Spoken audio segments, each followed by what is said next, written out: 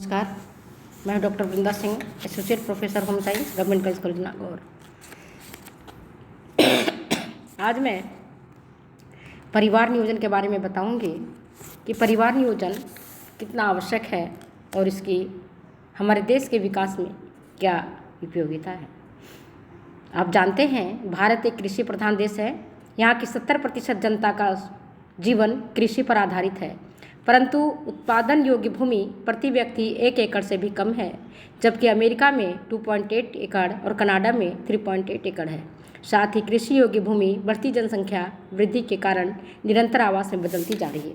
भूमि की उर्वरा शक्ति की भी क्षीण होती जा रही है, क्योंकि लगातार भूमि से उपज लेने के लिए खेत को कभी भी खाली नहीं छोड़ा जाता है, न ही गोबर युक्त खाद ही खेतों में डाली जाती है। लगातार रासायनिक उर्वरकों एवं कीटनाशक दवाइयों का प्रयोग किया जाता है, जिससे कि भूमि की उर्वरा शक्ति समाप्त होती जा रही है तथा कृषि योग्य भूमि बंजर में बदलते जा रही है। विश्व में जनसंख्या के आधार पर भारत का स्थान दूसरा है, प्रथम स्थान चीन पर है। अब ये देखते हैं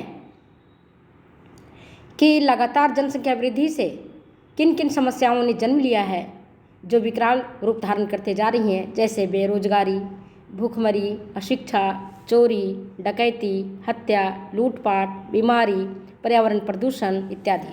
अतः जनसंख्या पर नियंत्रण पाना अति आवश्यक है। जनसंख्या पर नियंत्रण पाने के लिए निम्न सुझाव दिए जा सकते हैं।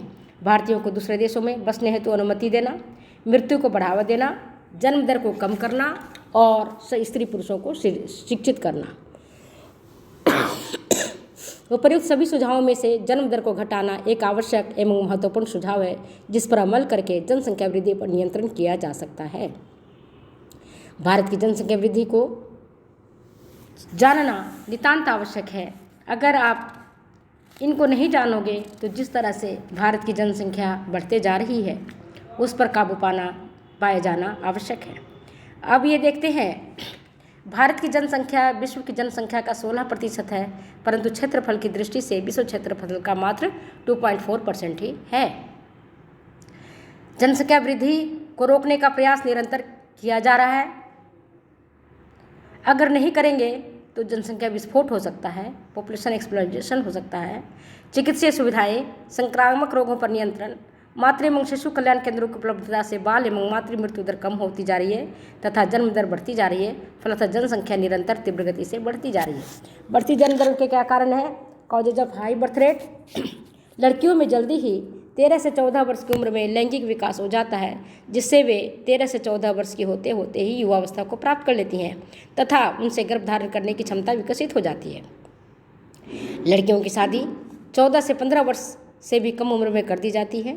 अशिक्षा इसका एक बड़ा कारण है। गरीबी और निम्न जीवन स्तर है। गरीबी के कारण मनोरंजन के अन्य साधनों की कमी है। परिवार नियोजन की संपूर्ण जानकारी का अभाव है। धर्म का आड़े आना कि हमारे धर्म में परिवार नियोजन कराना एक जघन्य अपराध है। लोगों में अंधविश्वास की भावना होना कि बच्चे भगवान का असीम वरदान है, जिसे लेना ही चाहिए। गरीब परिवार में बच्चों की जनसंख्या में वृद्धि होना, क्योंकि बच्चे बड़े होकर कमा कर लाएंगे। लोगों में पुत्र के अत्यधिक चाह होना। लोगों में इस अंधविश्वास का होना कि वंध्याकरण करवाने से लैंगिक संभोग का आनंद कम हो जाता है। स्त्रियों में गर्भधारण की उम्र 13 से 45 वर्ष तक की होती है। इस दौरान एक स्त्री 15 बच्चों को जन्म दे सकती है। और आप देखते हो, आज तो फिर भी जनसंख्या नियंत्रण होने के कारण इतनी जागरूकता आई है कि चाहे गरीब हो या अमीर हो, कुछ तबकों को छोड़ दिया जाए तो हर एक को 1 या 2 बच्चे ही हैं। लोग समझने लगे हैं कि ज़्यादा बच्चा पैदा करने से कोई लाभ नहीं है, बल्कि परिवार पर भार पड़ता है। उनका परवरिश करना, उन्हें पढ़ाना लिखाना, उन्हें अपने पैरों पर खड़ा करना वास्तव में एक कठिन काम है।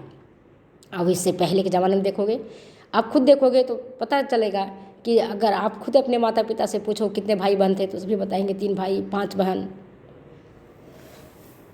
4 भाई, 3 बहनें, मतलब 7, 8, 10। एक फुटबॉल का टीम बनना तो बड़ा आसान ही बात था।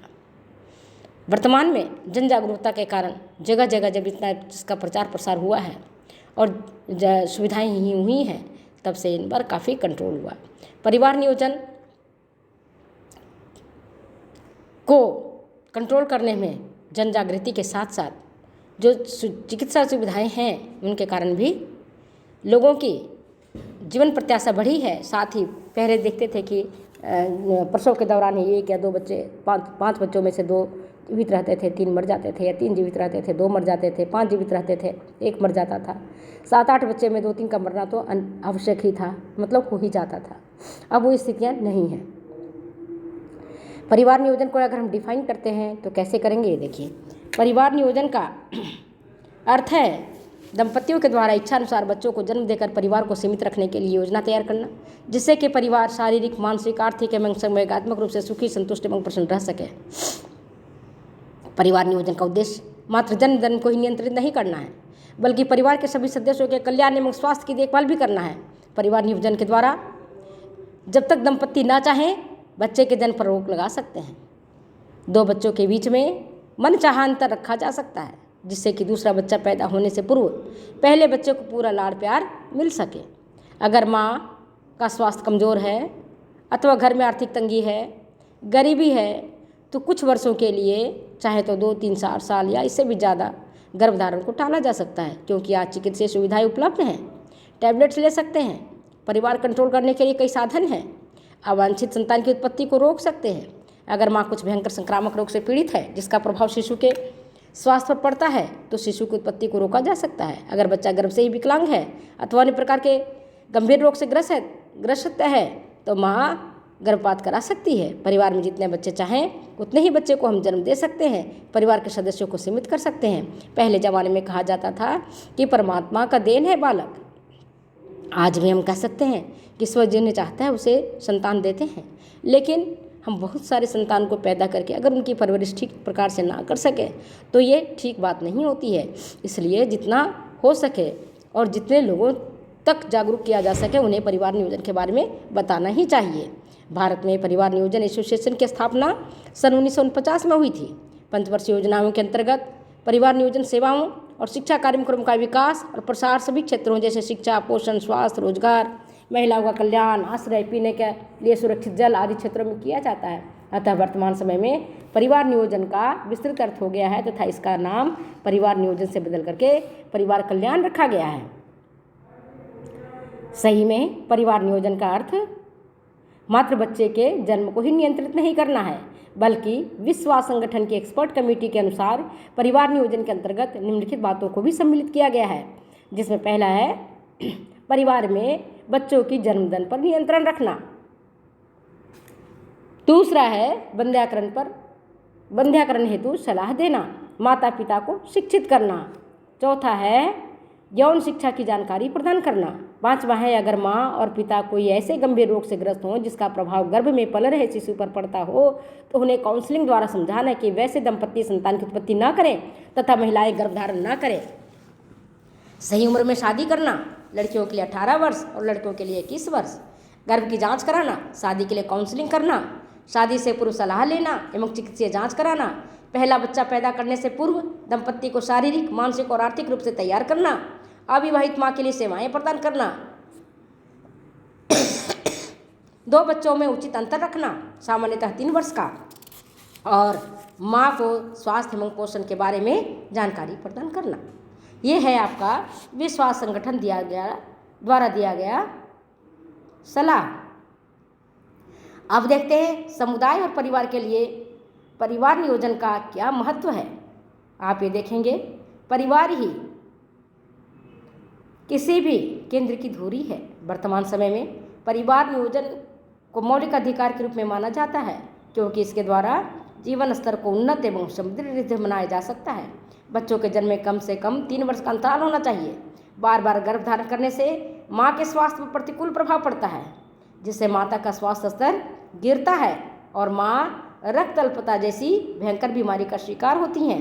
ऐसी परिस्थिति में महिलाओं को यह अधिकार दिया जाता है कि वे स्वतंत्रतापूर्वक निर्णय ले सकें और अवांछित संतान की उत्पत्ति को रोक सकें और गर्भपात करवा सकें। कम उम्र में लड़की की शादी करने से माँ एवं शिशु दोनों के ही स्वास्थ्य पर प्रतिकूल प्रभाव पड़ता है। कई बार माँ को असमय ही मृत्यु की गोद में समाना पड़ता है। ऐसी माताएं असमय ही वृद्ध दिखाई देने लगती हैं। 18 वर्ष से कम उम्र में लड़की के जननांगों की भलीभांति परिपक्व नहीं हो पाता है, और ऐसी स्थिति में अगर वह लड़की माँ बन जाती है तो जच्चा बच्चा दोनों के ही जान का खतरा रहता है। कई बार बच्चे की मौत हो जाती है और कई बार प्रसव के दौरान माता का ही मौत हो जाती है।